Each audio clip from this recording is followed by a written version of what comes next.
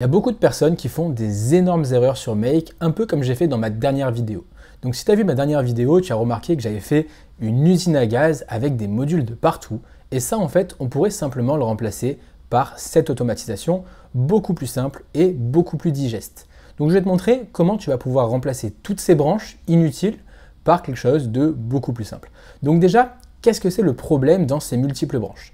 Comme tu vois ici, il y a plein de modules, c'est-à-dire qu'il y a du Perplexity avec des prompts dans tous les sens. On a pareil pour du ChatGPT ici et ici. Le gros problème déjà qu'on retrouve, c'est que si jamais je dois modifier un prompt, je vais devoir le modifier 12 fois en haut, 11 fois ici, 10 fois, etc. etc. Donc c'est ultra complexe et c'est ultra prenant. Ça pourrait également être un problème à modifier sur le Google Sheet, sur le text parser, sur peu importe. Je vais devoir faire ça plein de fois. Donc ici, on avait un routeur qui allait en fait partir dans une URL. S'il y avait 10 URL, on partait dans la branche d'en haut. S'il y en avait 9, on partait là, etc. Comment on va faire pour simplifier ce process? Donc c'est très facile. On va en fait, à partir du module HTTP, donc que voici. Donc là, on a le module HTTP qui va faire en gros Serper API pour récupérer les données, donc les URL de Google News. Je te renvoie à la dernière vidéo si tu veux un peu comprendre de quoi il s'agit dans cette automatisation. Et en fait, on va agréger, c'est-à-dire qu'on va transformer ça sous forme de tableau. Donc, on va transformer les données sous forme de tableau. C'est-à-dire que par exemple, on va itérer sur 10 URL et ici, on va avoir un tableau avec 10 URL. Je te montrerai après un cas précis où j'ai fait l'automatisation pour te montrer à quoi ça ressemble dans les faits. Et ensuite, on va faire un routeur. Donc la première route, ça va être ici où on va itérer et la deuxième, on va stocker la donnée. Donc dans la première route, on va rentrer dans l'itérator qui va du coup itérer sur les news, donc data news, donc array aggregator. Et ensuite, on va pouvoir faire Perplexity en fonction du nombre d'URL qu'on aura eu dans l'array aggregator. Et on va stocker la donnée dans un Google Sheet. Qu'est-ce que ça donne dans les faits? Si on regarde l'historique, on va voir une exécution qui avait bien fonctionné, donc ça a duré 6 minutes. Et là, on se retrouve du coup ici. Donc, on va, première étape, itérer. Donc là, c'est-à-dire qu'on va itérer du coup sur les termes de notre tableau. Donc là, par exemple, sur ce terme ici.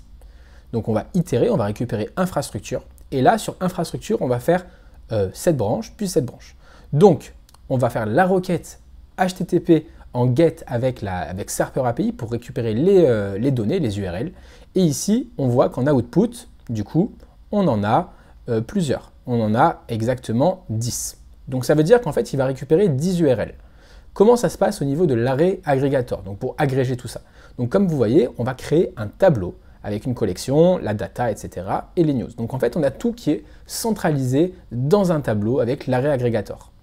On va ensuite faire le routeur et là, on va itérer sur toutes les collections ici. Donc si on regarde ce que ça donne, en fait, on va itérer sur le bundle numéro 1, le bundle numéro 2, le bundle numéro 3, etc. Donc ici, on a 10 bundles, étant donné qu'on a 10 URL, et on va pouvoir itérer à chaque fois sur chacun des bundles. Ensuite, on va envoyer à Perplexity l'information, c'est-à-dire qu'on va lui dire « Moi, je veux que tu fasses ça sur l'URL qui est du coup le 369 link », et en fait, ça va être modifié dynamiquement à chaque fois par rapport à l'itération.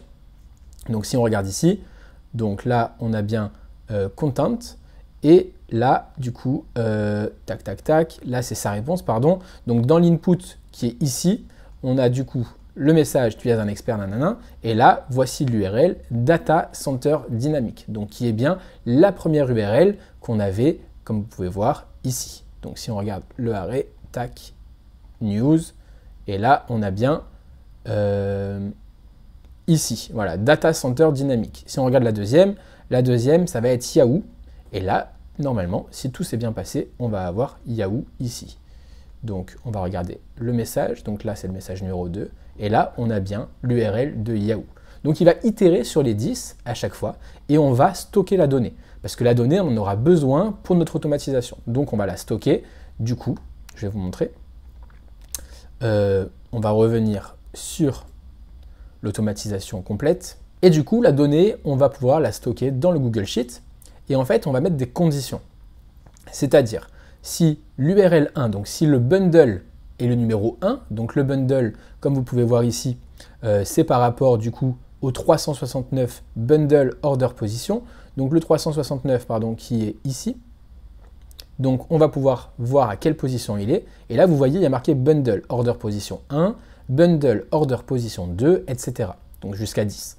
Moi, ce que je veux, c'est que si bundle order position égale 1, ici, je veux mettre le résultat dans bundle order position 1.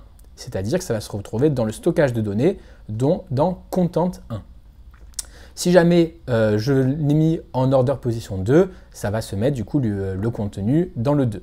Et on va faire pareil avec les URL. Ce qui va nous permettre en fait de tout stocker directement au bon endroit dans notre tableau. Et en fait, on va pouvoir ensuite faire une concaténation qu'on va faire ici.